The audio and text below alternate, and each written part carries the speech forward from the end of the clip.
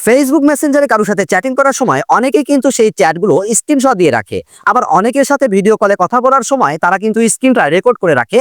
But আমরা কিন্তু অনেকেই চাই না যে সে এই কাজগুলো করতে পারুক, কারণ পরবর্তীতে সে এগুলো দিয়ে আমাদেরকে কিন্তু ব্ল্যাকমেল করতে পারে। তবে ফেসবুক মেসেঞ্জারের আপডেট কিছু সেটিং চলে এসেছে, যে সেটিংসগুলো আপনি করে রাখলে আপনার মেসেঞ্জারে যদি কারোর সাথে আপনি চ্যাটিং করেন, সে কিন্তু সেই চ্যাটগুলো স্ক্রিনশট দিতে পারবে না এবং ভিডিও কলে কথা বলার সময় সে কিন্তু স্ক্রিন রেকর্ডও করতে পারবে না। এজন্য আপনার ফোন থেকে মেসেঞ্জার ওপেন করে এই মেনুর উপর ট্যাপ করবেন। দেন এখান থেকে এই সেটিংস এর উপর ট্যাপ করার পরে জাস্ট একটু নিচের দিকে স্ক্রল করে এই প্রাইভেসি এন্ড সেফটির উপর ট্যাপ করবেন। দেন এখান থেকে সেভ ব্রাউজিং ওয়েবসাইট এর উপর ট্যাপ করবেন। দেন এখান থেকে সেভ ওয়েবসাইট ব্রাউজিং এই অপশনের উপর ট্যাপ করে জাস্ট টার্ন অফ এর উপর ট্যাপ করবেন। দেন একবার ব্যাক বাটনে ক্লিক করবেন।